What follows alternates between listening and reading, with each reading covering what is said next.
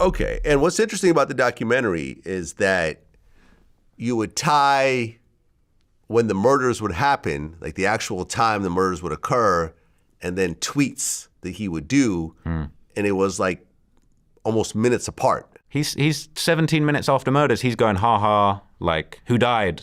You know, the thing with P5, you know, P5 had another nickname, Crack. King Von's got tweet after tweet, like we're talking like within hours of the murder, talking about how many hollows can you take before you crack?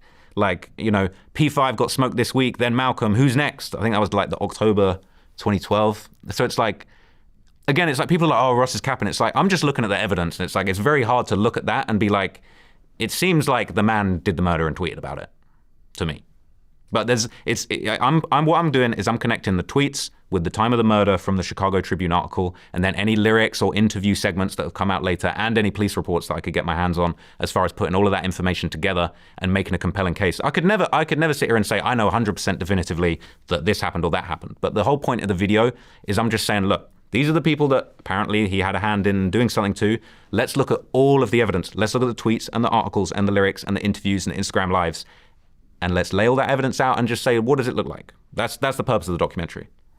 I mean, it sounds pretty insane that you would commit a crime that has a life sentence associated with it. Mm-hmm. And then somehow go on social media and connect yourself on any level. You know, it's really interesting because it's like, I feel like this video, a lot of the stuff that I do that's based in Chicago, it really just drives home just how crazy of a time that was. Because I feel like you got these young guys running around killing people and tweeting about it.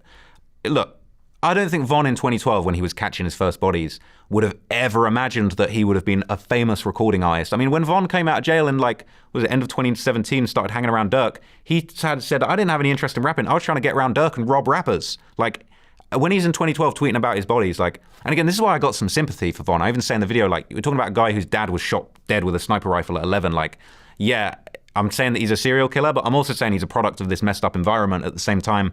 And I got some sympathy for that. Von in 2012, you know, he probably just thought, I'm just going to keep killing people until I'm doing life in jail. Like, who cares about the tweets? And at that time, Twitter was kind of a new thing. So I don't think he was even thinking that far ahead, you know, and that was such a crazy time in Chicago. I'm doing, you know, I've done the No Limit story. I'm doing another story. That's a big Chicago story at the moment. And it's like, you go back and read a lot of those tweets because there are other people behaving in the same way on Twitter, catching bodies, tweeting about it. You know, you got people like, you know, C-Day from 600 catching bodies, tweeting about it, saying, oh, killing a dude feels like sex, all that kind of thing. You know, it's crazy, but that was the mindset at the time. It seems like 2012 Chicago, it was just, people didn't even think that Twitter was something that could get used against you in a case. And sadly, in a lot of these cases, most of these guys have died before tweets could ever be used against them. It's only me that's just using it as a way to kind of understand what was going on, that it's kind of being brought to the forefront.